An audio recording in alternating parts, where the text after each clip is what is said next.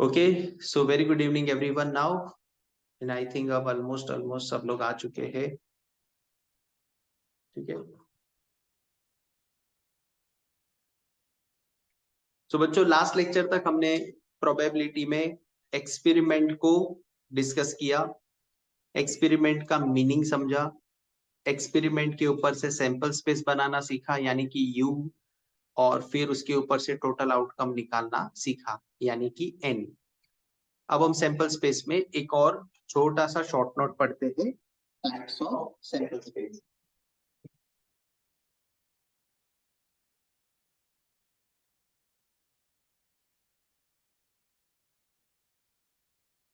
Types of sample space.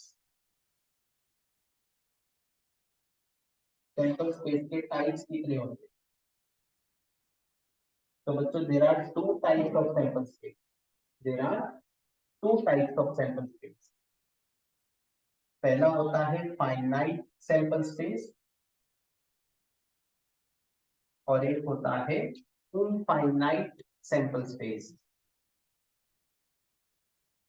Finite sample space and infinite sample space. Now what is finite sample space? बच्चों ये दोनों concept है, ये section B में आपको आ सकता है 1 मार्कर क्वेश्चन पे, 1 सेंटेंस में आपको आ सकता है what is finite sample space and what is infinite sample space. ठीक है। Now what is finite sample space? For example आपने कोई एक्सपेरिमेंट किया, ध्यान से सुनना, अगर आपने कोई एक्सपेरिमेंट किया तो वो एक्सपेरिमेंट में जितने भी आउटकम्स है, अगर वो आउटकम्स काउंटेबल है तो आपके बने हुए सैंपल स्पेस को फाइनाइट सैंपल स्पेस कहेंगे।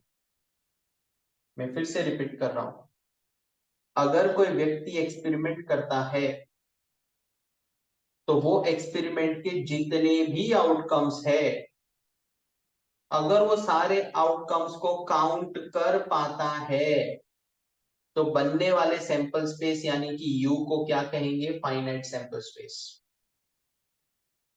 फॉर एग्जांपल पिछले लेक्चर में किए गए सारे एग्जांपल जो थे ना 1 to 20, वो सब फाइनाइट सैंपल स्पेस थे। मैंने जितने सम कराए ना कल, कौन कौन से एक्सपेरिमेंट किए हमने?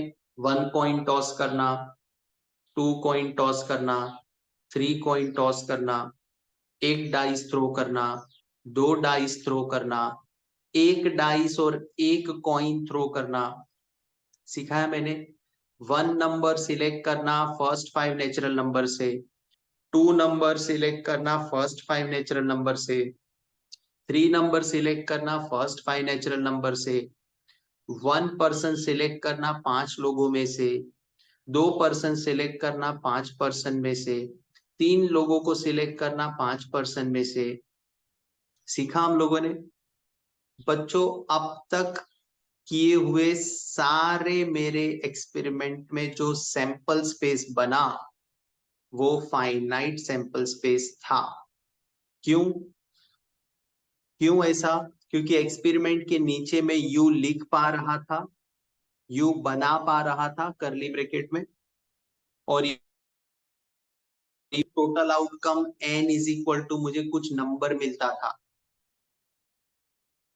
मैंने जितने एक्सपेरिमेंट पिछले लेक्चर में करवाए वो सब के सब फाइनाइट सैंपल स्पेस थे, क्योंकि वो सारे एक्सपेरिमेंट के जो आउटकम्स है ना बच्चों, वो काउंटेबल थे, उसको हम काउंट कर पा रहे थे। उदाहरण के रूप में अगर मैंने 3 कॉइन को टॉस किया, 3 कॉइन को टॉस किया तो इस एक्सपेरिमेंट का सैंपल स्पेस क्या बनेगा? इस एक्सपेरिमेंट का सैंपल स्पेस क्या बनेगा? तो हेड हेड हेड आ सकता है, हेड हेड टेल आ सकता है, हेड टेल हेड आ सकता है, टेल हेड हेड आ सकता है ना? फिर इसको रिवर्स मार देंगे तो टेल टेल हेड आ सकता है, टेल हेड टेल आ सकता है, टेल टेल हेड और ट्रिपल टेल, यानी कि 8 आउटकम्स बनेंगे उसके, 8 आउटकम्स बनेंगे। आप 8 को काउंट कर पा रहे हो? सो कैन आई से 3 कॉइन को टॉस करना ये एक्सपेरिमेंट में जो सैंपल स्पेस बनेगा वो फाइनाइट होगा। क्या होगा? फाइनाइट होगा, क्योंकि आप उस सैंपल स्पेस को बना भी पा रहे हो कर्ली ब्रैकेट्स में और उसको काउंट भी कर पा रहे हो। I hope you are getting. जितने एक्सपेरिमेंट किए बच्चों पिछले लेक्चर में, जितने एक्सपेरिमेंट किए, इवन मार्क्स को सिलेक्ट करना from of a student who has given examination of 100 mark का पेपर दिया, उसका मार्क सिलेक्ट करना है। तो ये एक्सपेरिमेंट में हमने देखा था, सैंपल स्पेस बनाया था कि उस बच्चे को 0 भी आ सकता है, 1 भी आ सकता है, 2 भी आ सकता है, अप टू 100 में से 100 भी आ सकता है, यानी 101 उसके टोटल आउटकम्स होंगे। Are you getting my point? Similar मैंने एक एग्जांपल आपको दिया था कि डिफेक्टिव आइटम सिलेक्ट करना, डिफेक्टिव आइटम सिलेक्ट करना 1000 यूनिट में से। तो हो सकता है ना भाई एक भी डिफेक्टिव ना निकले यानी 0, या तो हो सकता है एक डिफेक्टिव आइटम निकले, या तो हो सकता है 2 निकले, अप टू 1000 निकले। तो टोटल आउटकम उसमें कितने बने थे? 1001 बने थे।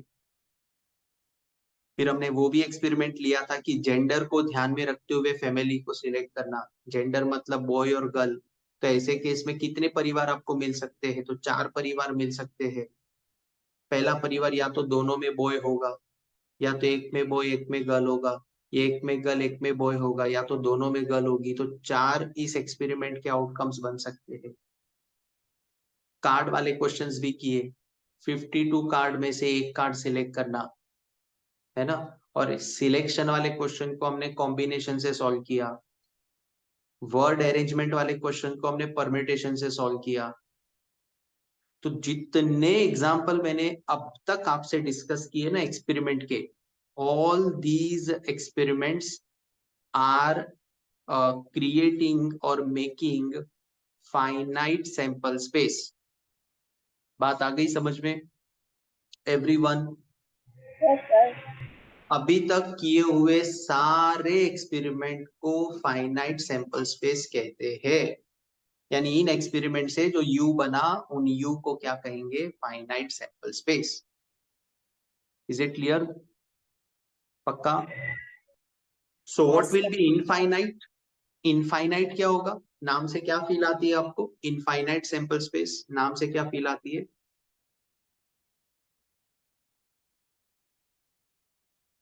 इनफाइनाइट सैंपल स्पेस मतलब क्या हो जाएगा? फिर कैसा यू हो जाएगा? जिससे हम ना गिन सकें। एक्सीलेंट बेटा। अगर तुमको एक्सपेरिमेंट करते हो और अगर उस एक्सपेरिमेंट के जब टोटल आउटकम निकालने जाते हैं तो यू जो होता है ना, यू करली ब्रैकेट में, उसका एंड ही नहीं होता। मतलब there are n number of possible outcomes, जिसका फिर टोटल आउटकम एन अगर ढूंढने जाए ना, एन इज इक्वल टू, तो नंबर ही नहीं मिलता। एग्जाम्पल के रूप में श्री एक बार अकेले बैठी थी घर पे, सोच में पड़ी हुई थी कॉइन लेके, उसके हाथ में 1 रुपए का सिक्का था। अब सोचते सोचते उसने ऐसा एक दिमाग में एक्सपेरिमेंट बनाया कि मैं है ना कॉइन तब तक उड़ाते जाऊंगी तब जब तक पहला हेड नहीं आता। यानी वो क्या बोल रही है कि मैं एक बार कॉइन नहीं उड़ा रही हूं, मैं 2 बार कॉइन नहीं उड़ा रही हूं, मैं 3 बार कॉइन नहीं उड़ा रही हूं। I will toss coin till I am getting first head. यानी पहला हेड अगर आ गया ना तो टॉस करना मैं बंद कर दूंगी, लेकिन जब तक पहला हेड नहीं आता तब तक मैं कॉइन को टॉस ही करती रहूंगी। तो मुझे बताओ इसके इस एक्सपेरिमेंट में कितने आउटकम बन सकते? कितने आउटकम बन सकते? श्री बेटा तू ही जवाब दे मुझे, तूने ऐसा भयानक एक्सपेरिमेंट सोचा ही क्यों? अब तू जवाब दे। तू कॉइन टॉस करते ही जाएगी जब तक तुझे हेड नहीं मिलता। तो फॉर एग्जाम्पल तूने कॉइन उड़ाया, हेड आ गया, तो तेरा पहला आउटकम तो हेड आ गया, यानी एक्सपेरिमेंट उधर ही खत्म हो सकता है। लेकिन मान ले हेड नहीं आया, टेल आया, तो दोबारा तू कॉइन उड़ाएगी, तो तेरा दूसरा आउटकम क्या होगा? पहले टेल फिर दूसरा हेड।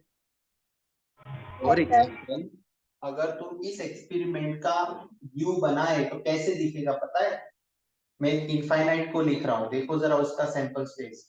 अच्छा एक्सपेरिमेंट तो समझा ना तुमको? Shri will toss coin continuously till she gets first head. अगर उसको हेड मिल गया तो सिक्के को रख देगी, चाय पीने चली जाएगी या घूमने चली जाएगी, यानी एक्सपेरिमेंट खत्म कर देगी।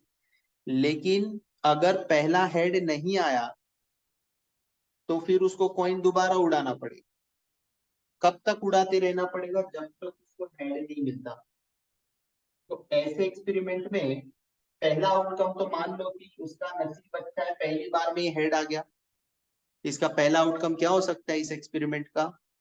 हेड आ गया। मान लो हेड नहीं आया होगा तो क्या आया होगा? टेल आया। लेकिन टेल आया तो उसे दोबारा कॉइन उड़ाया तो हेड आ गया।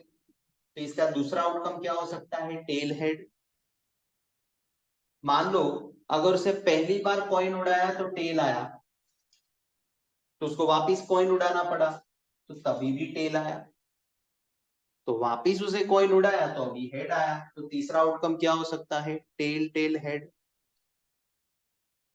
नाउ जब तक उसको बच्चों टेल मिलेगा तब तक वो दोबारा कॉइन उड़ाएगी, वापिस टेल मिलेगा, वापिस कॉइन उड़ाएगी, वापिस टेल मिलेगा, फिर हेड मिलेगा, ऐसा करते जाएगी वो। तो इस एक्सपेरिमेंट में तो आउट एक्सेप्ट वन, पहला वाले को छोड़ दो, तो जितने बार है वो सब बार में क्या हो रहा है? सपोज उसे कॉइन उड़ाया, टेल आया, तो दोबारा कॉइन उड़ाना पड़ेगा, उसको अपनी बात को रखना पड़ेगा। अब दूसरी बार में हेड आ गया तो उसका दूसरा आउटकम क्या बना? Tail head. बात आ रही है समझ में? तो वैसे वो उसके साथ कितने ऐसे एक्सपेरिमेंट उसको कंटिन्यू करते रहने पड़ेंगे, यानी इस एक्सपेरिमेंट का फाइनल आउटकम नहीं मिलेगा। क्लियर है? पक्का? Everyone? Yes sir. Yes sir. है ना? पहला आउटकम क्या बना? हेड बना। क्यों? कॉइन उड़ाया, हेड आया, खत्म। तो एक आउटकम तो यही होता है, भाई हेड आ गया, श्री को पहली बार में हेड मिल गया। व्हाट इफ नहीं मिला? तो पहली बार में टेल आया तो दूसरे में हेड आ सकता है, कॉमा। पहली बार में टेल नहीं आया, दोबारा कॉइन उड़ाया, टेल आया, तीसरी बार में हेड आ सकता है। So tail tail head.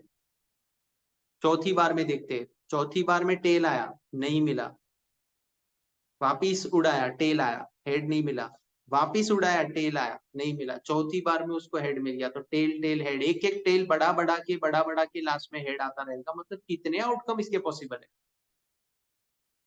इस एक्सपेरिमेंट को आप फाइनली यू की ब्रैकेट में बांध पाओगे नहीं। इस एक्सपेरिमेंट के सैंपल स्पेस को आप यू यानी कि सेट में लिख ही नहीं पाओगे। तो फिर ऐसे सैंपल स्पेस को हम क्या बोलेंगे? Infinite sample space. Infinite sample space. Another example, dice ले लो, है ना? मौलिक बैठा था डाइस के साथ, उसको भी कंटाल आ रहा था, तो डाइस उसने थ्रो करना था, तो उसे मन में सोच लिया जब तक 6 नहीं आएगा तब तक मैं डाइस को थ्रो करते रहूंगा। तो बनाओ जरा इसका भी आउटकम क्या बन सकते हैं कि उसने डाइस थ्रो किया, पहले बार में 6 आ गया। Are getting my point? इसमें तो और भी घटिया हालत हो जाएगी ना, आप सोचो जरा। अगर पहले बार में आ गया तो ठीक है, अब दूसरे बार में उसको 1 मिला, वापिस थ्रो किया तो 6 मिला, फिर वापिस थ्रो किया 1 मिला, वापिस थ्रो किया 1 मिला, वापिस थ्रो किया तब 6 मिला। तो हर नंबर के साथ वो इनफाइनाइट जाएगा। 1 के साथ 6 इनफाइनाइट जाएगा, 2 के साथ 6 इनफाइनाइट जाएगा, 3 के साथ 6 इनफाइनाइट जाएगा। बात आ रहा है समझ में? तो वो कॉइन वाले से भी भयानक एग्जाम्पल ये डाइस वाला है। ये डाइस वाला है क्योंकि इस एक्सपेरिमेंट को तुम बांध नहीं रहे हो। Compare these examples with the yesterday's यानी प्रीवियस लेक्चर्स एग्जाम्पल, और सिंपली से फाइनाइट के साथ आप इसको कंपेयर करो, आपको समझ में आएगा।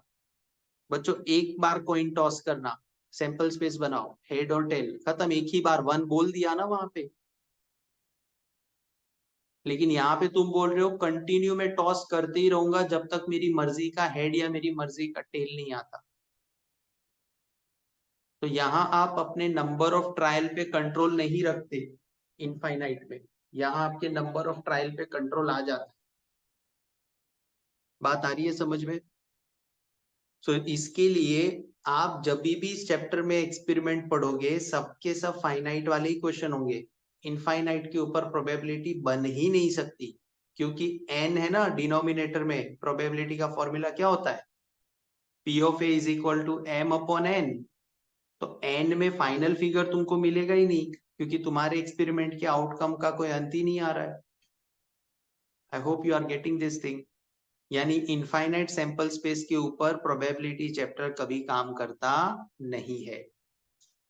सो मेक श्योर आप जो प्रोबेबिलिटी सीख रहे हो या करोगे भविष्य में, मेक श्योर एक्सपेरिमेंट का सैंपल स्पेस फाइनाइट होना चाहिए। अगर फाइनाइट नहीं है तो आप उसमें प्रोबेबिलिटी ढूंढ पाओगे नहीं। Is it clear everyone? Yes sir. Clear? तो ये वन सेंटेंस में आपको आ सकता है, what is finite sample space, what is infinite sample space. तो क्या लिखेंगे जरा लिखो इसमें। यहाँ आपका सैंपल स्पेस खत्म हो गया। What is finite sample space? when, or you can say sample space in which, sample space in which all the possible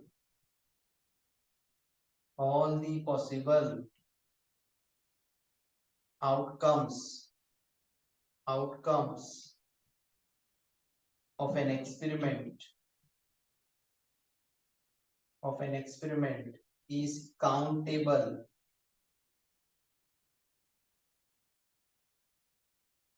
is known as finite sample space.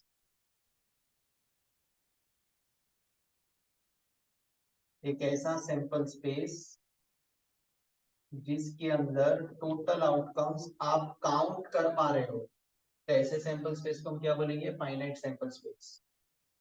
ठीक है? And this sample space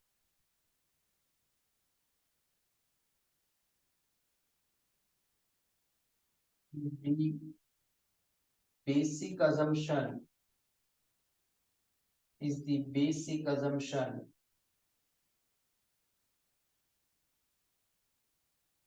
to calculate probability.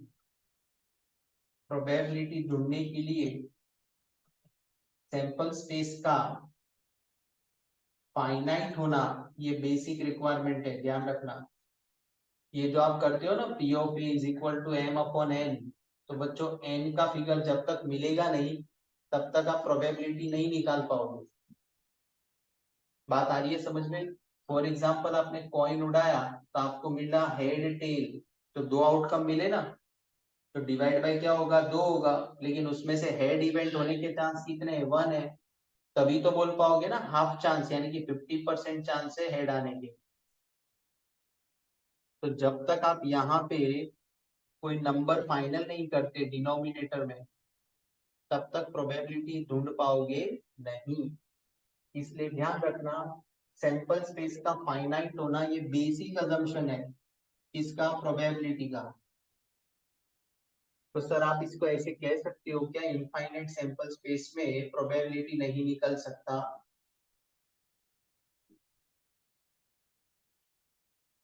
बात समझे, infinite sample space में probability निकल सकता नहीं है। This statement is true. Clear है? क्योंकि आपके डिनोमिनेटर में कोई टोटल आउटकम आ ही नहीं पाएगा। टोटल आउटकम आएगा नहीं तो फेवरेबल कौन सा हो कैसे बताओगे आप? So probability will not be possible in case of infinite sample space. इसका मतलब सैंपल स्पेस आपका हमेशा क्या होना चाहिए? फाइनाइट होना चाहिए, तो ही प्रोबेबिलिटी कैलकुलेट होती है। बोलो बच्चों, का डाउट आपको यहाँ पे?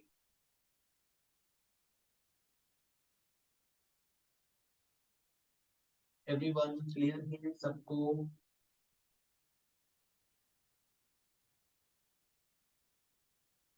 कि बाउंस हो गया? नहीं सर, समझ आ समझ गया ना? एकदम मैं धीरे धीरे जा रहा हूँ क्योंकि हमारे तीनों चैप्टर प्रोबेबिलिटी के ही 1, 2 और 3, अब जो बैलेंस ये 3 बाकी है वो इसी के ऊपर है, तो धीरे धीरे करके ही समझो तो सारी बातें क्लियर रहेगी। ठीक है। Now what is infinite? ये सैंपल स्पेस कैसा होता है? Sample space in which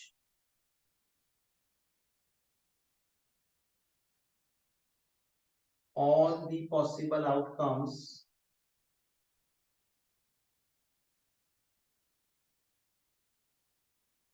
of an experiment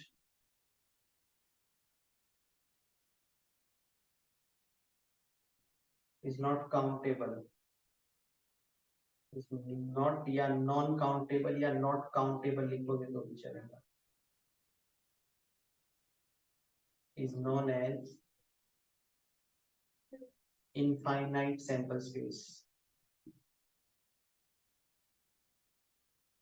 अगर किसी सैंपल स्पेस बनाते वक्त उसके जितने भी आउटकम्स है वो काउंटेबल ही नहीं होते, उसके जितने भी आउटकम्स है वो काउंटेबल ही नहीं होते, तो वैसे सैंपल स्पेस को हम क्या बोलेंगे? Infinite sample space.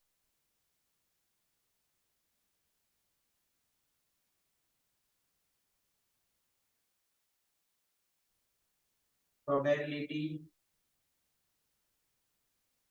cannot be calculated in infinite sample space, in infinite sample space। इस सैंपल स्पेस के साथ आप कभी भी प्रोबेबिलिटी ढूंढ सकते नहीं हो। फॉर एग्जांपल टॉसिंग कॉइन,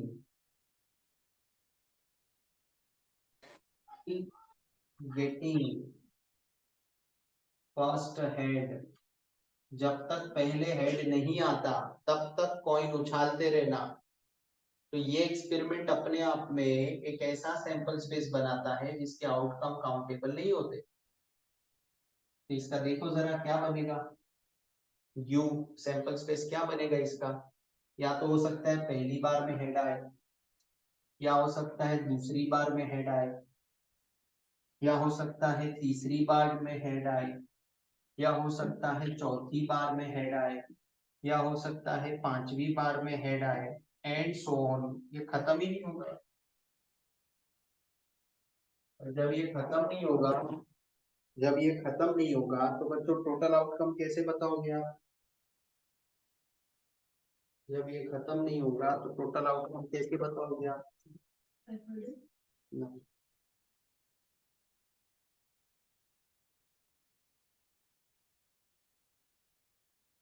ठीक है, ये खत्म ही नहीं होगा तो इसके टोटल आउटकम आप कैसे बताओगे? तो टोटल आउटकम्स इनफाइनाइट हो जाएगा ना? क्या हो जाएगा? इनफाइनाइट।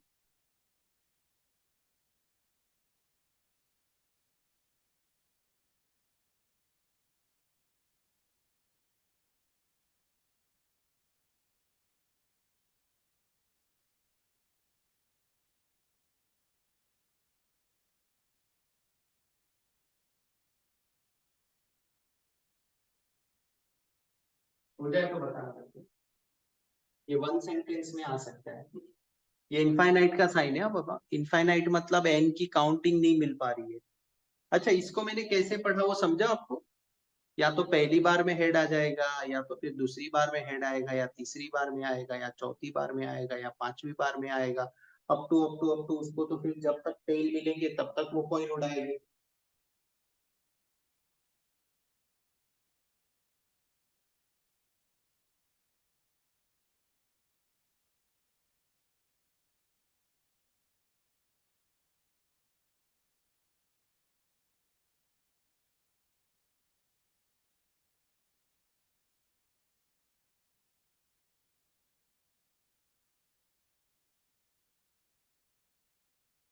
सो ऐसे सैंपल स्पेस के साथ कभी भी प्रोबेबिलिटी होता नहीं है, ये चाहिए हमें। सो बाय डिफॉल्ट तुम्हारे चैप्टर में सैंपल स्पेस क्या होगा? फाइनाइट होगा। सैंपल स्पेस कैसा होगा? फाइनाइट होगा।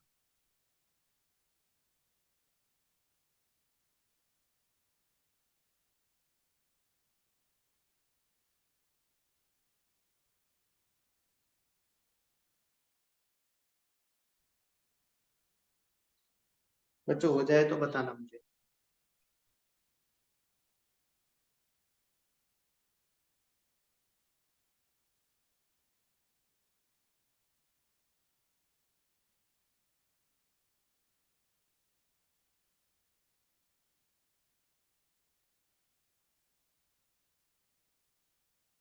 हो गया सर। हो गया? सर बाकी है 2 मिनट।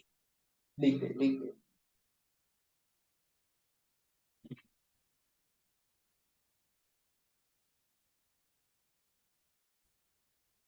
ओके बच्चों, से यहाँ हमारा सैंपल स्पेस खत्म हो जाता है, यहाँ हमारा सैंपल स्पेस कंप्लीट हो जाता है। ठीक है, इसको मैं कर देता हूँ।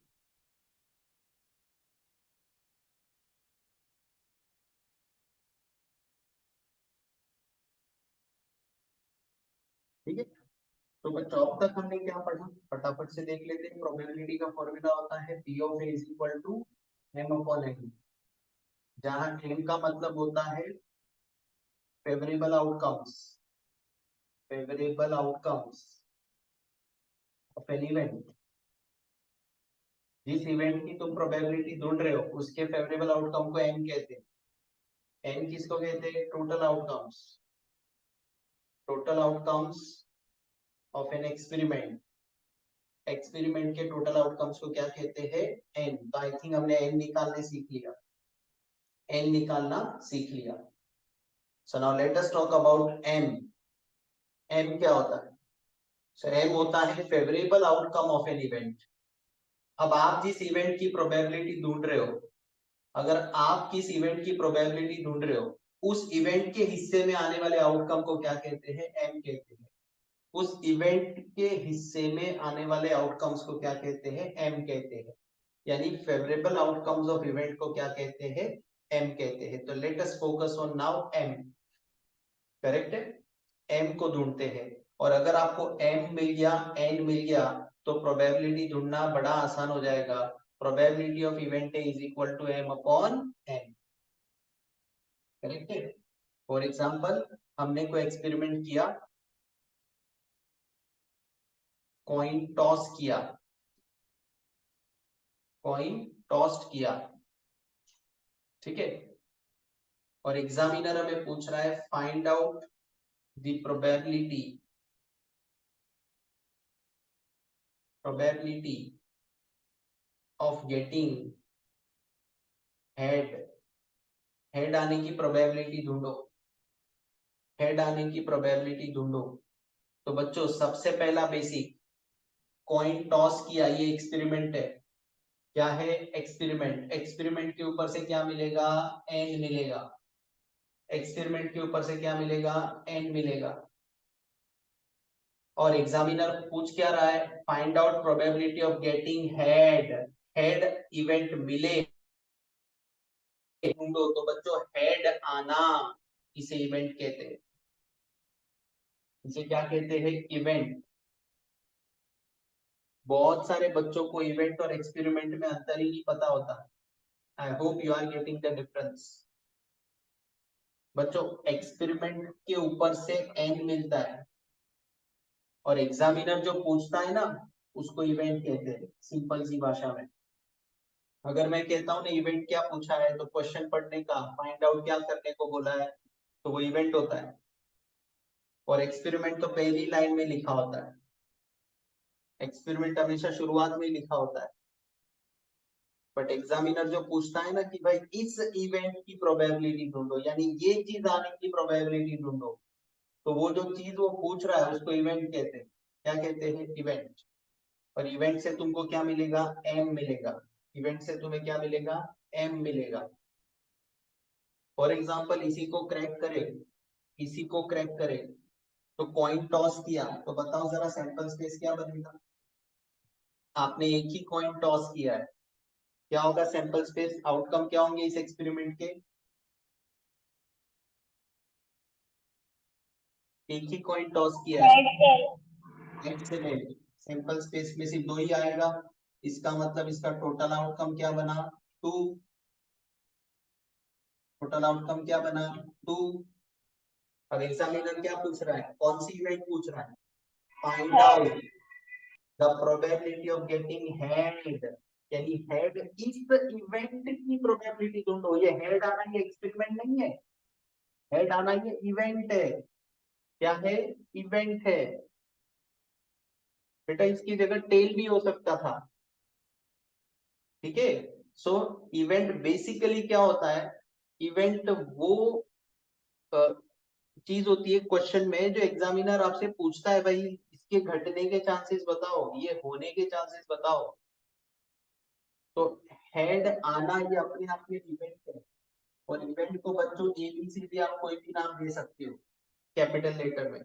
जैसे मैंने नाम दे दिया है ए को क्या अज्यूम किया है?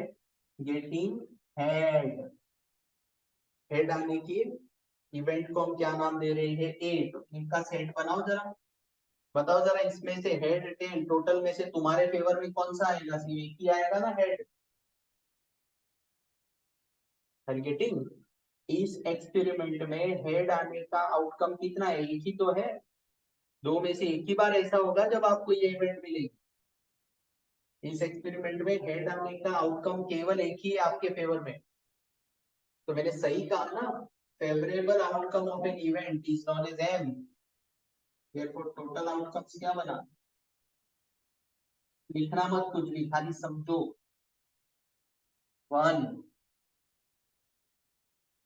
1 तो निकालो probability of event A event की probability m is equal to n।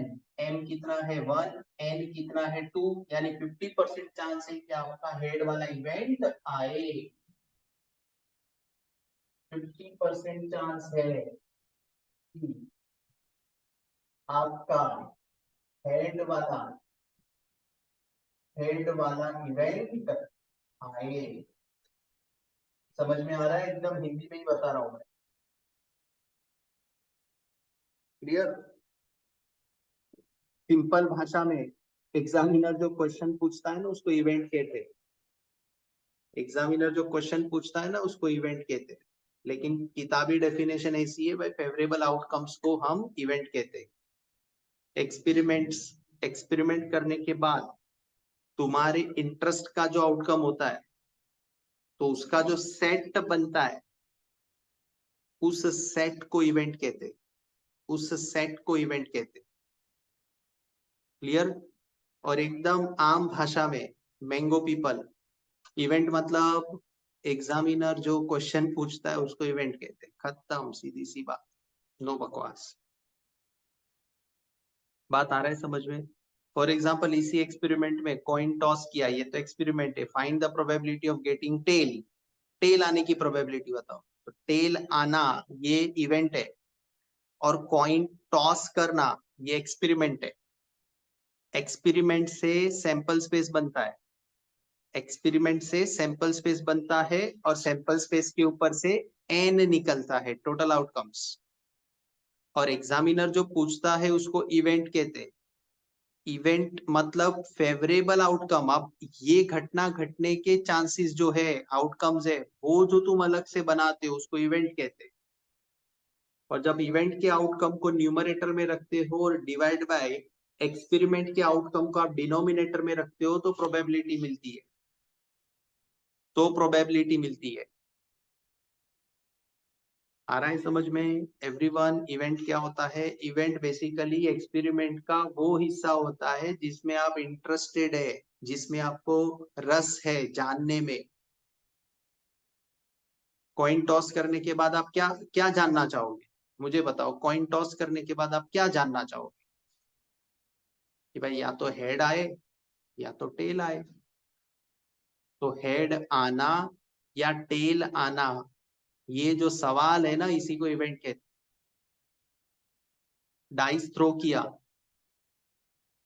Find the probability of getting 5, 5 का नंबर आए, फेस पे ऊपर, उसकी प्रोबेबिलिटी ढूंढो। तो बताओ जरा एक्सपेरिमेंट क्या और इवेंट क्या, कौन कहेगा मुझे? एक्सपेरिमेंट क्या और इवेंट क्या? 5 ढूंढना वो इवेंट है। एक्सेलेंट बेटा, एक्सेलेंट। और डाइस थ्रो करना उसमें से एक्सपेरिमेंट। वो एक्सपेरिमेंट है। बढ़िया, सीख गई तो प्रोबेबिलिटी यार, और क्या चाहिए इस चैप्टर में? यही तो ढूंढना है। बच्चे गोल गोल घूमते हैं, मतलब उनको एम निकालने और एन निकालने में बड़ा दिक्कत होता है। बट मैं ये सिंपल कहता हूँ भाई, एक्सपेरिमेंट है ना, वो तो लिखा ही होता है, selection of committee, selection of person, selection of boy and girl, selection of flowers, selection of marks, selection of defective items, selection of cards, uh, tossing of coin, then throwing of dice. These are experiments. अब उस experiment के अंदर तुमको क्या interest है वो तुम्हारा event है, और तुम्हारा इंटरेस्ट तो एग्जामिनर पूछेगा नहीं, वो उसका इंटरेस्ट पूछेगा। इसके लिए मैं आम भाषा में समझा देता हूँ, एग्जामिनर का जो क्वेश्चन होता है वो इवेंट होता है। सो एनीवेज, इस एग्जांपल में सही क्लिक किया लीजा ने कि भाई 5 आना ये इवेंट है और डाइस थ्रो करना ये एक्सपेरिमेंट है। तो एक्सपेरिमेंट के ऊपर से पहले तुम एन निकाल लोगे ना सैंपल स्पेस बना के, और फिर देखोगे कि भाई आपके फेवर में 5 नंबर आने के कितने फेवरेबल आउटकम्स है, वो तुम्हारा अलग से इवेंट बन जाएगा, और फिर उधर से एम मिल जाएगा, और एम अपॉन एन करोगे तो प्रोबेबिलिटी मिल जाएगा। बात आई समझ में एवरीवन?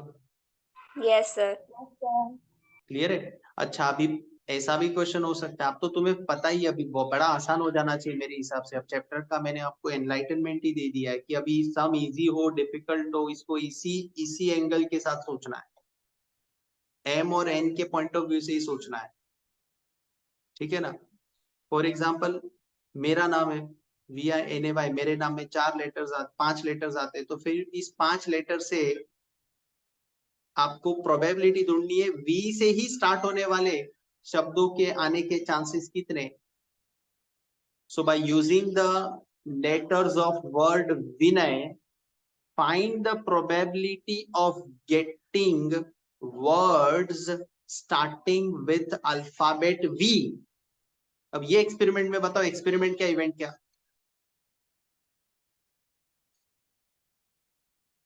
वी जो है वो एक्सपेरिमेंट इवेंट है। क्या? वी वी जो निकालना है वी, हाँ वो इवेंट है, और बाकी एक्सपेरिमेंट, क्योंकि इससे कितने भी बन सकते हैं words। हाँ, पहले VINAY से जितने शब्द बनेंगे ना, अपन परम्यूटेशन मार देंगे, 5p5 n मिल जाएगा। वहां रिस्ट्रिक्शन नहीं होता, वहां सीधा 5 अल्फाबेट है, 5 जगह है, n चीजों को r जगह पर अरेंज करना, उसी को परम्यूटेशन कहते हैं। तो पहले तो विनय नाम आया ना, तो सीधा NPR 5p5 मार के 120 आपको टोटल n मिल जाएगा। फिर आपको ढूंढना पड़ेगा इवेंट ए, कि भाई ऐसे ही वर्ड्स जो V से शुरू होते हैं, तो उसके आउटकम निकालने पड़ेंगे, वो आपका M हो जाएगा, और M को अगर n से डिवाइड करोगे तो प्रोबेबिलिटी मिल जाएगा। क्लियर है? सिंपल इवेंट पहचानना और एक्सपेरिमेंट पहचानना, या सिंपल सी बात रखो, क्वेश्चन होता है वो इवेंट होता है, जो ढूंढने बोले ना वो इवेंट ही होती है, ठीक है? Any doubt? पक्का? No sir. तो मैं थोड़ा जाता हूँ किताब से इवेंट की डेफिनेशन, क्योंकि अभी आपका 30 मार्क्स का ऑब्जेक्टिव हो गया, तो मुझे थ्योरी और भी डिटेल में बतानी पड़ेगी। पार्ट 1 तो ठीक है, पार्ट 2 में थ्योरी अच्छी तरह आनी चाहिए, और पढ़ने लिखने भी आना चाहिए। तो नेक्स्ट कंसेप्ट में ले रहा हूँ एक्सपेरिमेंट के बाद event. What is event? Event क्या होता है? इसकी 2 डेफिनेशन है, दोनों लिखा देता हूं। Subset of sample space is known as an event। क्या डेफिनेशन है किताब में? Subset of sample space is known as event. Sample space में से ही एक और सेट बनता है, छोटा वाला, उस छोटे वाले सेट को इवेंट कहते हैं। देखो कितनी भयानक डेफिनेशन दी है।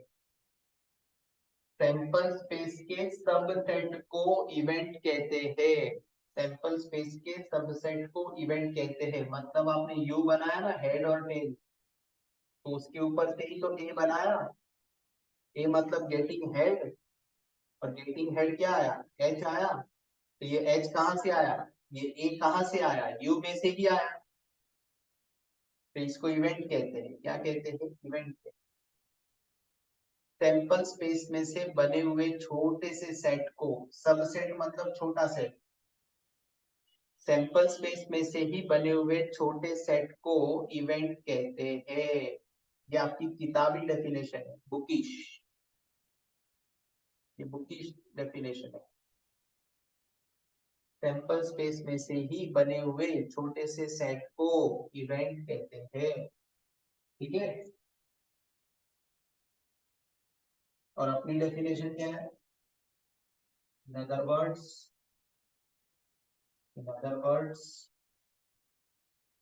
set of all favorable outcomes, set of all favorable outcomes is known as an event। ये दो है डेफिनेशन, एक मेरी वाली है और एक किताबी है। दूसरे शब्दों में कहे तो set of all favourable outcome, favourable outcome का जो सेट होता है उसको इवेंट कहते हैं, है ना।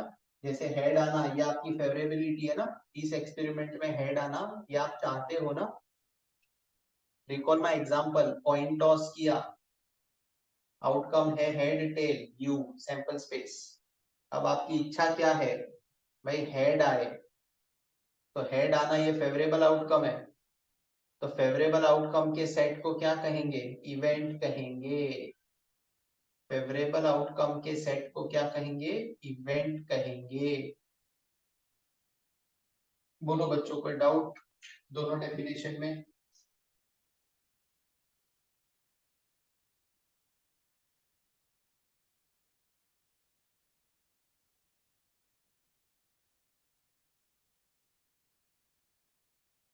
किसी को चक्कर वक्कर तो नहीं आ गया ना? है, सब लोग तो है। आयुषी, अनीशा, लीजा, मौलिक, श्री, यात्री। भूमिका नहीं आई, मैंने तो टेलीग्राम पे डाला हुआ है, लिंक मैंने डाला हुआ है। बच्चों आया समझ में कि ऊपर से गया? आया समझ में। आया सर। आ रहा है ना समझ में? मैं धीरे धीरे जा रहा हूँ, ठीक है, नींद मत मारना, ठीक है, जागते रहो। चलो, तो set of all favourable outcome is known as event. Event is denoted by, इसको डिनोट किया जाता है बाय कैपिटल लेटर्स। आप capital letters like A B C D E and so on से आप इवेंट को बता सकते हो, और मैं यही यूज करूंगा। कुछ लोग E1 E2 E3 ऐसा भी करते हैं, ये टाइम पास मत करो। एग्जामिनर ने मान लो 3 क्वेश्चन पूछे, फाइंड हेड, फाइंड टेल, तो एक हेड वाले को ए नाम देने का, टेल वाले को बी नाम देने का, एंड सो ऑन। जितने क्वेश्चन उसने पूछे हैं सबको एक एक अल्फाबेट अपन सपोज कर लेंगे, क्योंकि इवेंट को डिनोट कैसे किया जाता है, कैपिटल लेटर्स के द्वारा, कैपिटल लेटर्स के द्वारा। Clear? Now just look at the example. 3 coins are tossed simultaneously। एक के बाद एक हमने 3 कॉइन को टॉस। ये एक्सपेरिमेंट हुआ, यस और नो? ये एक्सपेरिमेंट हुआ। फाइंड द प्रोबेबिलिटी, बताओ जरा प्रोबेबिलिटी क्या आएगी, ऑफ गेटिंग, नंबर 1 हेड, क्या बेटर से 3 हेड्स, मजा है। Getting 3 heads, number 2 getting 3 tails, Number 3, getting 2 heads. Number 4, getting 2 tails. Examiner कितने भी पूछ सकता है, उसकी मस्ती है। Getting 1 head. अच्छा, मैंने एटलीस्ट वाला फंडा नहीं समझा, तो दिमाग मत लगाना ज्यादा। एटलीस्ट प्लीज दिमाग मत लगाना, जो वर्ड है उसी को पकड़ के चलो। 3 हेड आने की प्रोबेबिलिटी बताओ, 3 टेल आने की प्रोबेबिलिटी बताओ, 2 हेड आने की प्रोबेबिलिटी बताओ, 2 टेल आने की प्रोबेबिलिटी बताओ, 1 हेड आने की प्रोबेबिलिटी बताओ, 1 टेल आने की प्रोबेबिलिटी बताओ। That's it. ये आपके सामने एग्जाम।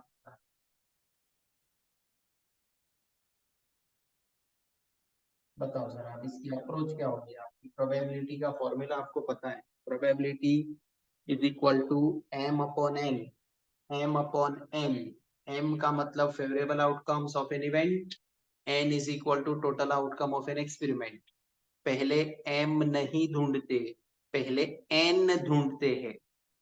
यानी एक्सपेरिमेंट को पकड़ो और एक्सपेरिमेंट के आउटकम से सैंपल स्पेस बनाओ और n निकाल लो। पहले n पे फोकस करना है बच्चों। एक बात ध्यान रखना, आपके हाथ में n है, m नहीं है। एग्जामिनर तो कोई भी इवेंट पूछ सकता है, तुम्हारे हाथ में केवल एक्सपेरिमेंट है। एक्सपेरिमेंट को समझो और n निकाल लो। n निकालने के बाद एक एक करके देखो क्या क्या इवेंट्स पूछे गए हैं, और फिर वो इवेंट्स का नामकरण करो ABCD, और उसका भी आप एक फेवरेबल सेट बना लो और फिर डालो प्रोबेबिलिटी के फॉर्मूले में। You will get your answer. As simple as that. इससे आसान तरीका नहीं है चैप्टर को समझने। ठीक है, तो मैं क्या करूं बताओ जरा। 3 coins are tossed simultaneously, full stop। 3 coin हमने एक के बाद एक उड़ाया। एक्सपेरिमेंट है ना? Is this experiment? बढ़िया, एक्सपेरिमेंट है तो यू निकाल लो जरा उसका सैंपल स्पेस। बच्चों 3 कॉइन उड़ाए, शॉर्टकट पता है ना? कॉइन पे कितने आउटकम होते थे? 2। कितनी बार Yes. उड़ाया? 3, तो पावर क्या है? टोटल आउटकम कितने आएंगे? 8, है ना? ये शॉर्टकट पता है कि नहीं? भूल के पढ़ते ही नहीं हो तुम लोग। चलो बना के बताओ, ऐसे नहीं चलता। ये तो मेरा शॉर्टकट है, इसको कॉपी नहीं करने का। ठीक है, क्या हो सकता है? हेड हेड हेड आए, या हेड हेड टेल आए। अब टेल को बीच में लेके जाओ। हेड टेल हेड आए, टेल को आगे लेके आओ। टेल हेड हेड आए, अब इनको रिवर्स मार दो। टेल है ना इधर, तो हेड टेल टेल आए, टेल हेड टेल आए, टेल टेल हेड आए, या टेल टेल टेल आए। बताओ जरा, हो गए 8 आपके? 8 हो गए। 2 4, 2 2 4 6 8। ये देखो, मेरे को तो पहले से ही पता था कि मैं इसमें 8 आने। बोलो बच्चों, कोई डाउट आपको? therefore total outcomes n is equal to 8। हमारे आप में से भी यही है, क्योंकि एग्जामिनर क्वेश्चन तो कुछ भी पूछ सकते हैं, इवेंट तो कोई भी दे सकता है। फाइंड करके, कैलकुलेट करके, ऑब्टेन करके, जो सवाल पूछा है सब इवेंट्स है।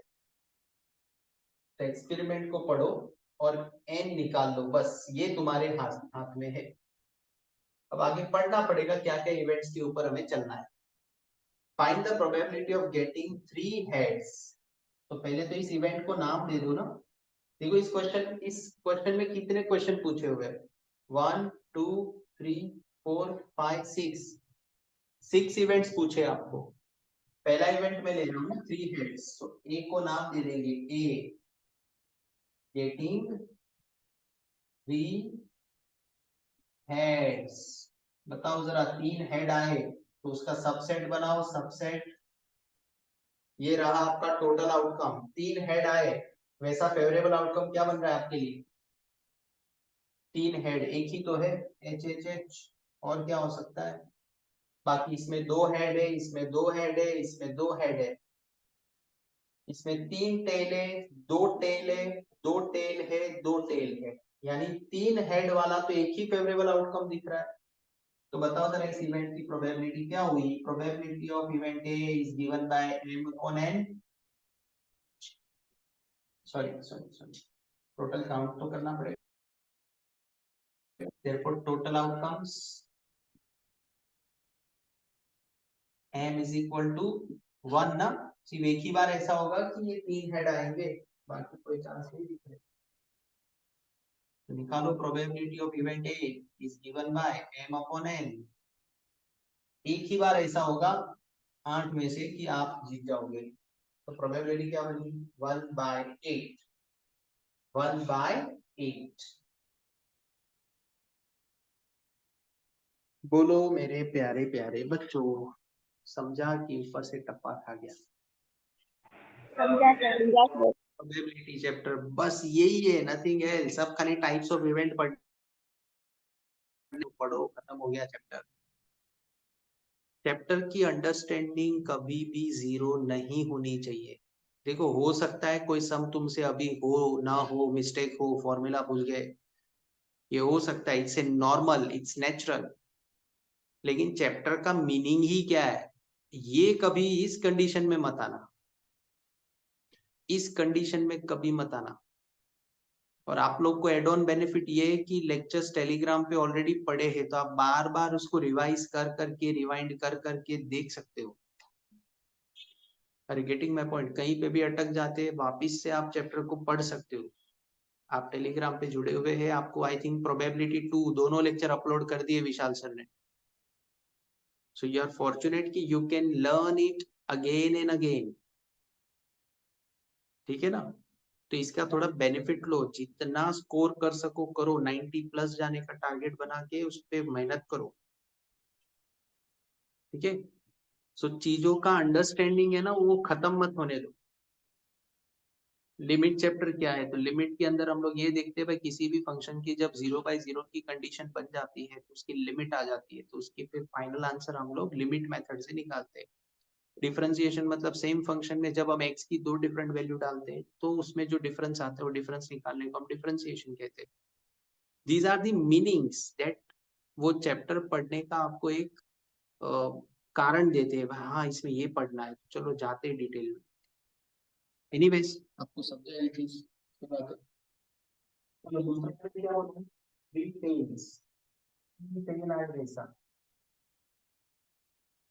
हो गया की बात है, ये सारे सॉल्व करने अपने को।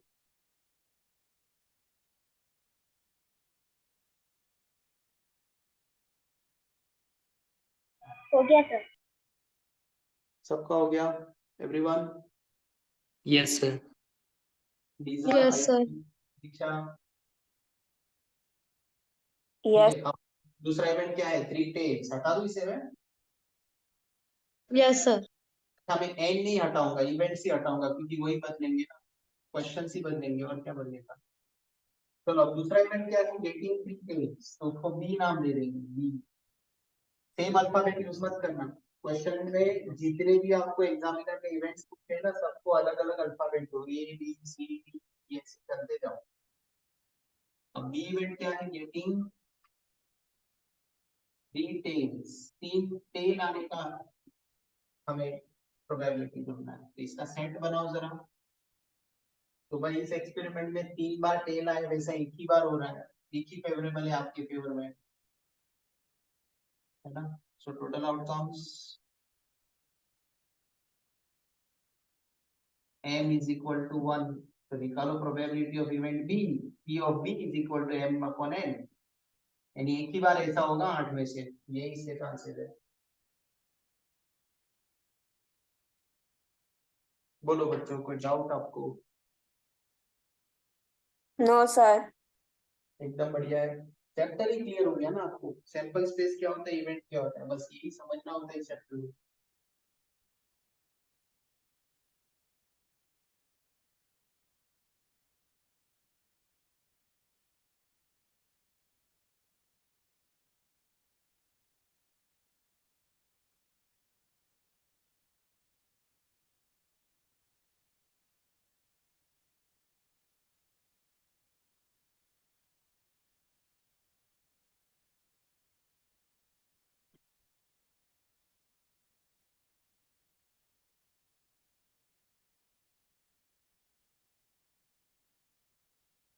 हो गया सर।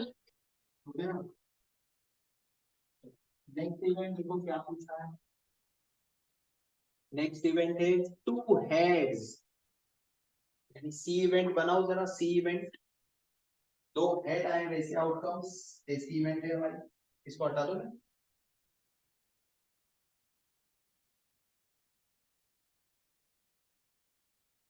Yes sir. बढ़िया। चलो सो अब तीसरा क्वेश्चन है गेटिंग टू हेड्स, तो सी इवेंट बना दो इसे, गेटिंग टू हेड्स। अब बताओ जरा, दो हेड आए तो सेट कैसा बनेगा आपका, इसमें से ही बनता है, देखो सब सेट क्या लिखा है इधर, set of sample space, sample space में से इसको बनाया जाता है। तो दो हेड, दो हेड मतलब ये तीन है, इसको नहीं लेंगे, दो ये है ना, H H T, H T H और टी एच एच, है ना, सो ये तीन ही आएंगे, H H T, H T H, T H H, दो हेड वाले ये है। तो टोटल आउटकम्स एम 1 2 3, यानी तीन बार ही ऐसे होगा। तो प्रोबेबिलिटी क्या बनेगी, probability of C is equal to m upon n, 3/8, ये इसकी प्रोबेबिलिटी होगी। अच्छा, इस चैप्टर में कैंसलेशन करना नहीं है, डिवाइड करना नहीं है, जैसा है वैसे बोलना।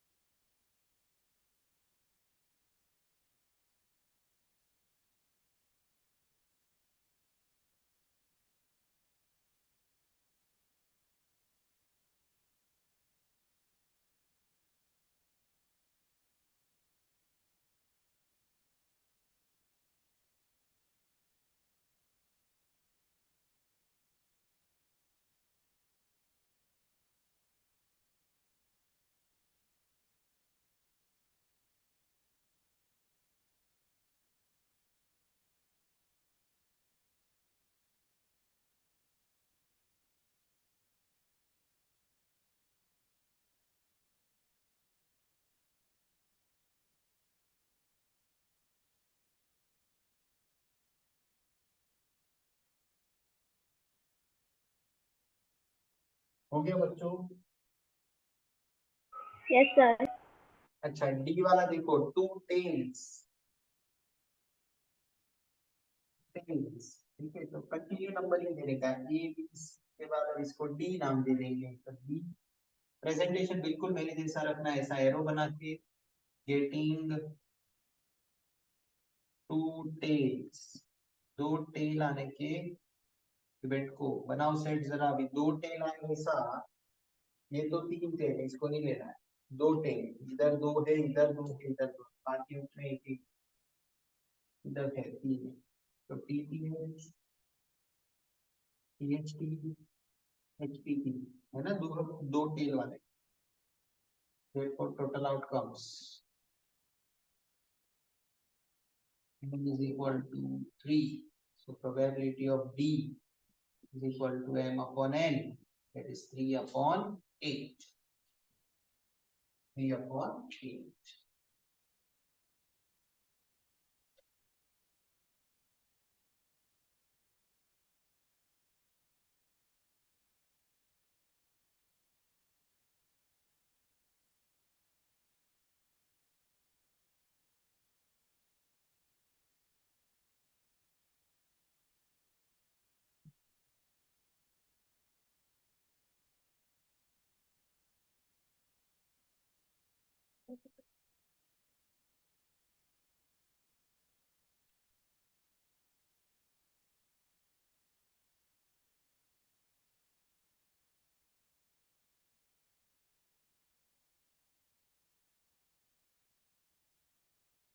नेक्स्ट इवेंट बच्चों सर हो गए सारे। हो गए सारे सर।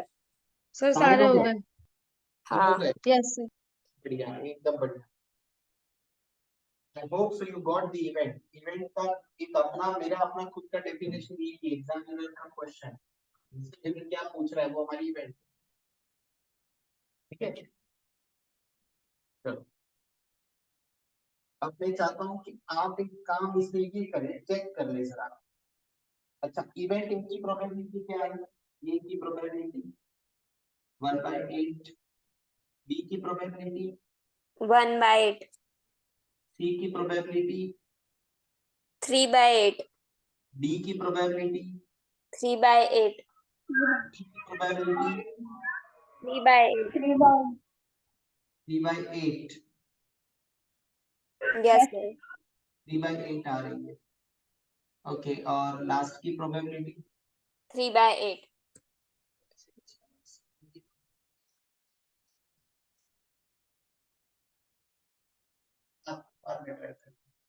चलो यहाँ तक कोई इशू आपको इवेंट में? एवरीवन क्लियर है? अच्छा, वन Yes, हेड sir. वाली इवेंट में क्या आएगा? वन हेड वाली इवेंट में 1 2 3 ये आ जाएंगे और 3/8. इसका 3/8. 3/8 आएगा 110 वाले, ठीक है। Any question till now everyone? No No sir. sir. ठीक है, चलो अब इसी को कंटिन्यू करते हुए वेन डायग्राम भी लिखता हूँ मैं। इसका वेन डायग्राम प्रोफेसर वेन ने इवेंट को बताने के लिए डायग्राम यूज किया है। तो डायग्राम कैसे दिखता है? So according to professor Venn इसी के अंदर आएगा वेन डायग्राम, यानी इसका पिक्टोरियल डायग्राम क्या होता है इवेंट का। तो सपोज ये आपका सैंपल स्पेस है, आपने कोई एक्सपेरिमेंट किया ना, इसका ये यू है, यू मतलब ऑल द आउटकम्स, उसमें इवेंट कहाँ बैठा होता है? बीच में बैठा होता है, इसे कहते हैं इवेंट ए, इसे कहते हैं वेन डायग्राम। क्या कहते हैं? वेन डायग्राम, इवेंट का डायग्राम। ये हमारी क्या होती है? इवेंट होती है।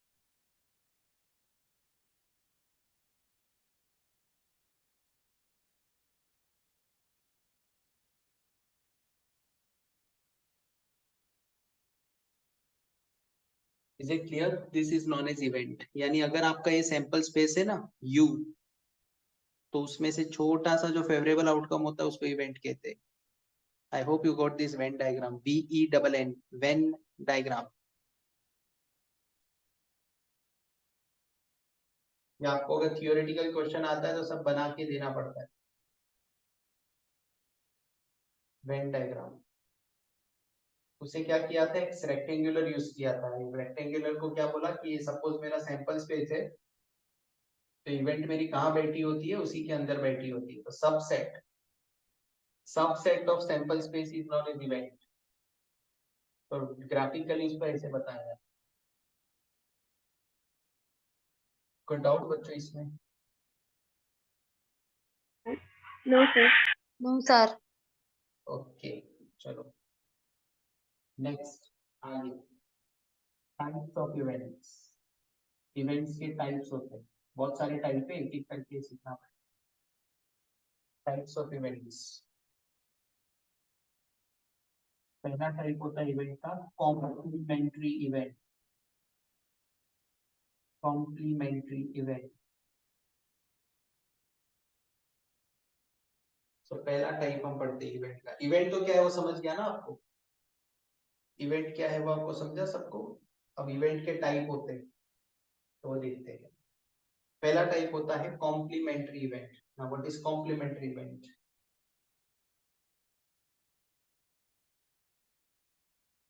Non happening of any event, non happening of any event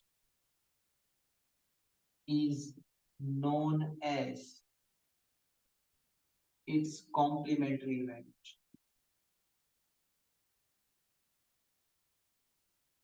किसी भी मुख्य इवेंट के न होने वाले इवेंट को उसकी कॉम्प्लीमेंट्री इवेंट कहते हैं, उसकी कॉम्प्लीमेंट्री इवेंट कहते हैं।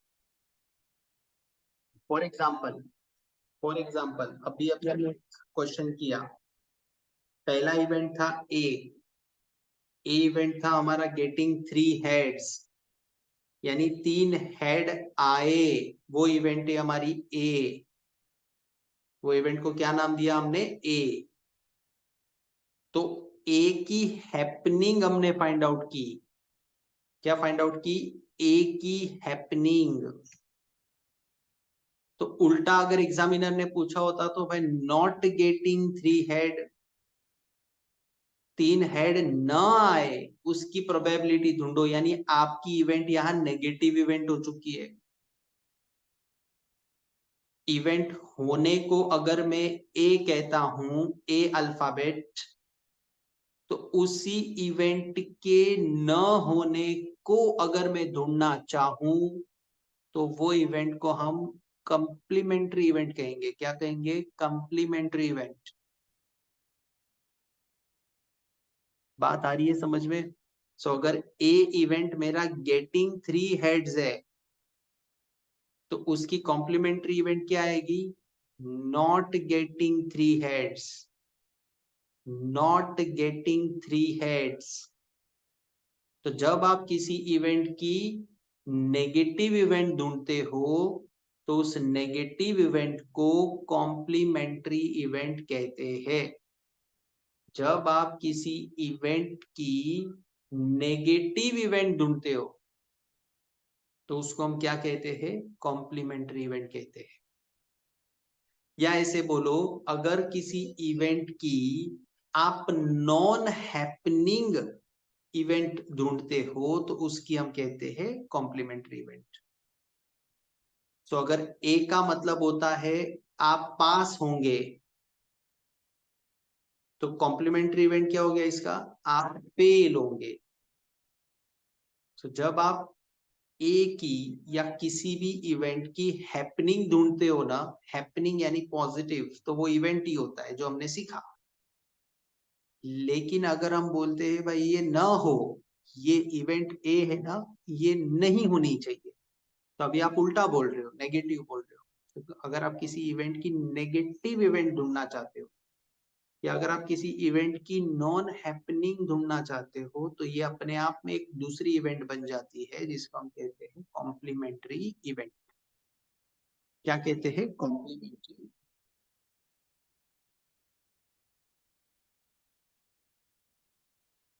इज डिनोटेड बाय, इसको कैसे बताया जाता है? A dash, B dash, C dash, D dash, E dash and so on.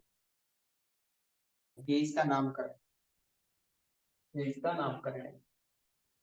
A dash, B dash, C dash, D dash, E dash. For example event A मैंने रखा है गेटिंग 3 हेड्स, तो ए dash क्या हो जाएगा? ए डैश क्या हो जाएगा? Not getting 3 heads.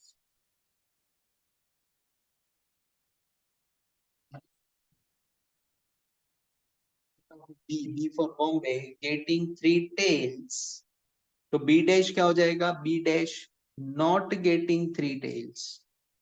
तो अगर आप किसी भी इवेंट की नेगेटिव इवेंट ढूंढते हो या नॉन हैपनिंग वाली इवेंट ढूंढते हो तो उसको उसको कॉम्प्लीमेंट्री इवेंट कहते हैं। क्या कहते हैं? Complementary event. तो आपको एग्जामिनर बोल भी सकता है इवेंट ए ढूंढो और फिर बोलते हैं ए डैश भी ढूंढो, फिर बोल सकते हैं बी ढूंढो और बी डैश भी ढूंढो, सी ढूंढो और सी डैश भी ढूंढो। Are you getting my point? Event D ढूंढो और फिर डी डैश भी ढूंढो, यानी किसी भी इवेंट के होने या ना होने। और अब याद करें मेरा पहले लेक्चर का डेफिनेशन, प्रोबेबिलिटी चैप्टर की मैंने जब शुरुआत की तो डेफिनेशन ही लिखा था, mathematical expression of happening and non happening of any event of an experiment is known as probability. याद आया आपको डेफिनेशन?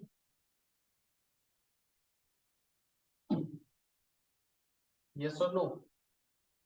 किसी भी यस सर। होने या न होने के चांसेस को जब आप मैथमेटिकली बताते हो तो उसी को तो प्रोबेबिलिटी कहते हैं। So every time you will not get getting this, getting that, getting this, getting that. अरे भाई नॉट गेटिंग नाम की भी चीज होती है। ये घटना होना और ये घटना न होना। तो अगर आप किसी घटना के न होने की इवेंट बनाते हो तो वैसी इवेंट को हम कॉम्प्लीमेंट्री इवेंट कहते हैं। कॉम्प्लीमेंट्री इवेंट कहते हैं। क्लियर है? चलो आगे ये भी लिखना, आप जरूर लिखना, ये ए डैश करके जरूर लिखना, ए डैश। वैसे सारे इवेंट की कॉम्प्लीमेंट्री होती है। अगर कोई इवेंट हाँ है तो ना भी तो हो सकता है।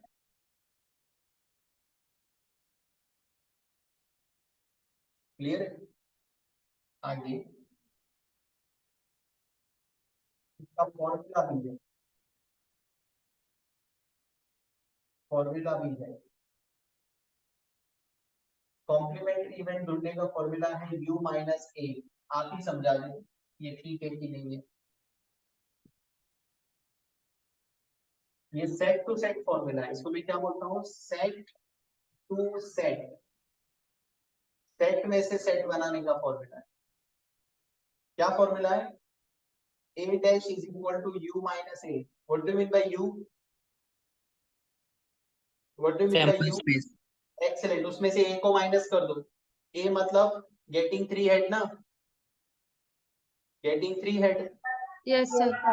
से टोटल 8 में से अगर हम 3 हेड वाले को माइनस कर दे तो 7 केस ऐसे हैं जिसमें 3 हेड नहीं आएगा। यही तो हो गई नेगेटिव इवेंट। सही तो लिखा है। सैंपल स्पेस में से अगर आप इवेंट होने को माइनस कर दो तो बाकी बचा वो नॉन हैपनिंग ना। तो जब भी आपको ए डैश का सेट बनाना हो ना, ए डैश का, ध्यान से सुनना, ए डैश का सेट बनाना हो ना तो यू के उसमें से ए वाले एलिमेंट माइनस कर देना, क्योंकि ए मतलब हैपनिंग है ना। समझ में आ रहा है आपको? Yes sir. सैंपल स्पेस में से ए को माइनस कर दोगे तो बाकी बचा वो क्या होगा, नॉन हैपनिंग होगा, यानी नॉट गेटिंग 3 हेड्स होगा। तो ये हमारी ए डैश हो गई। इसको मैं कहता हूँ सेट टू सेट फॉर्मूला। यानी एक सेट में से दूसरा सेट निकालना हो तो इस तरीके से माइनस की मदद से हम निकाल सकते हैं। करेक्ट है? और इसकी प्रोबेबिलिटी कैसे ढूंढोगे? Probability of A dash is equal to 1 में से, 1 मतलब मैक्सिमम पॉसिबिलिटी, उसमें से ए की प्रोबेबिलिटी माइनस कर दोगे तो आपको बची मुझे क्या मिलेगी, ए के न होने की प्रोबेबिलिटी। इसको कहते हैं प्रोबेबिलिटी का फॉर्मूला। ये किसका फॉर्मूला है? Set to set formula. यानी सेट में से सेट बनाना है तो ये फंडा अपनाना, और फिर प्रोबेबिलिटी निकालना है तो इसके लिए ऐसा मत करना, probability of A dash is equal to m upon n, पागलपन होगा ये। हम इसके लिए क्या करेंगे, उल्टा चलेंगे। प्रोबेबिलिटी ऑफ ए डैश यानी ए के न होने की प्रोबेबिलिटी कैसे मिलेगी, तो 1 में से ए के होने की प्रोबेबिलिटी माइनस कर दो। मतलब आपके हार की प्रोबेबिलिटी अगर मुझे निकालनी है तो 1 में से आपके जीत की प्रोबेबिलिटी माइनस कर देनी पड़ेगी। यस और no? Yes sir. Yes sir. सही फॉर्मूला है, कहाँ गलत है? बिल्कुल सही है।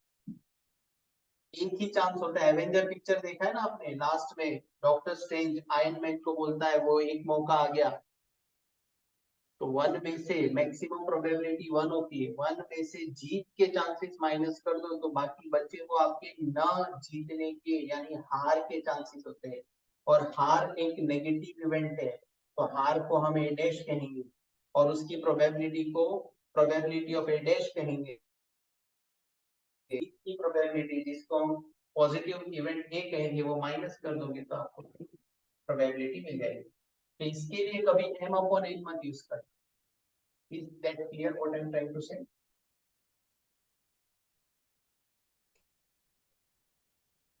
समझ गया? कॉम्प्लीमेंट्री के लिए कभी भी m अपॉन n यूज करना नहीं है। हालांकि कर भी सकते हो, आंसर सेम ही आएगा, लेकिन जब तुम्हें स्पेसिफिक तरीका में दे रहा हूं तो वही तरीके पे आपको चलना है।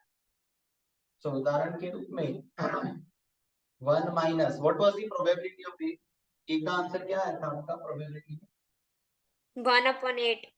एक्सीलेंट। तो माइनस कर दो 1 में से 1/8। कैसे माइनस करोगे? एलसीएम लेना पड़ेगा क्योंकि डिनोमिनेटर में कुछ है नहीं, तो 1 8 1 जा 8 माइनस 1 1 जा 1 अपॉन 8 1 जा 8। Final answer 7/8। यानी इवेंट ए न होने की प्रोबेबिलिटी 7/8 है और होने की प्रोबेबिलिटी कितनी है? 1/8 है। दोनों का टोटल लगाओ 8/8 कैंसिलेशन करो मैक्सिमम 1।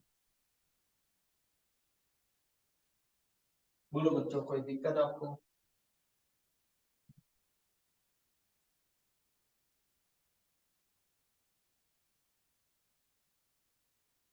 कोई कंफ्यूजन बच्चों यहाँ पे? No sir. सर ये दो फॉर्मूले, अगर सेट बनाना हो ना, सेट समझता है ना, कर्ली ब्रैकेट, तो इसका सेट कैसे बनेगा? यू में से ए वाला एलिमेंट काट के लिख देना। यू में से ए के एलिमेंट काट देना मतलब वो अंगूठा रख के बचा हुआ सब इसमें लिख देना, ये आपका इंडेक्स बन गया। और प्रोबेबिलिटी ढूंढना हो तो क्या करोगे? 1 में से प्रोबेबिलिटी ऑफ ए की प्रोबेबिलिटी माइनस कर देना। आई थिंक दोनों फॉर्मूला आपको समझना चाहिए, सेट बनाने का फॉर्मूला और प्रोबेबिलिटी। चलो इसका भी वेन डायग्राम देखिए जरा। इसका भी वेन डायग्राम होता है। प्रोफेसर वेन ने कॉम्प्लीमेंट्री इवेंट को देखो कैसे लिखा है। ये आपका सैंपल स्पेस है यू, जिसमें बैठी है इवेंट ए। इवेंट ए, अब बच्चों इवेंट ए ये होने के आउटकम्स है। ये इवेंट ए है ना होने का, ये टोटल आउटकम्स है रेक्टेंगुलर, उसमें से आपके फेवर में इतने आ रहे हैं, तो आपके मतलब इवेंट के फेवर में इतने आ रहे हैं, तो उसके ना होने के चांसेस बाहर बैठे होंगे ना। ये पूरे आउटकम जो बाहर बैठे हैं ना, जितने भी वो ब्रैकेट में नहीं आए सर्कल में, वो सब ये है। ये कॉम्प्लीमेंट्री इवेंट का डायग्राम।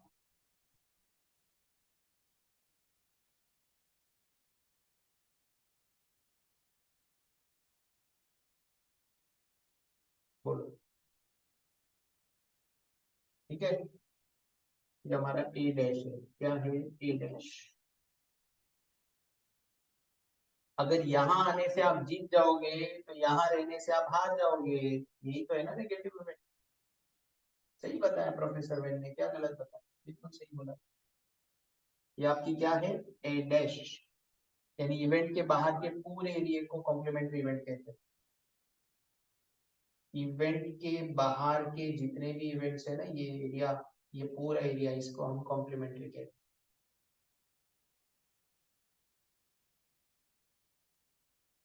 बोलो बच्चों कोई डाउट इसमें? बोलना बेटा।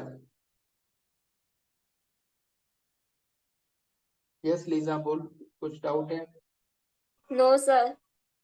पक्का? ये अगर तेरा इवेंट जीत है, ये 1/8 है, ये तेरा 7/8 है, ध्यान रखना। और दोनों का टोटल तेरा 1, टोटल आउटकम 1, यानी कि प्रोबेबिलिटी टोटल कितनी? 1। ये तेरा 1/8 प्रोबेबिलिटी, 1 में से 1/8 माइनस कर दिया तो आउटर पार्ट क्या बना तेरा? 7/8। और यही तेरी कॉम्प्लीमेंट्री इवेंट, यही हमारी क्या है? कॉम्प्लीमेंट्री इवेंट है, न होने की प्रोबेबिलिटी। तो वैसे अगर बी इवेंट है तो इसका बी डैश नेगेटिव हो जाता है, सी है तो सी डैश नेगेटिव हो जाता है, डी है तो डी डैश उसका नेगेटिव हो जाता है, ई है तो ई डैश उसका नेगेटिव हो जाता है। I hope.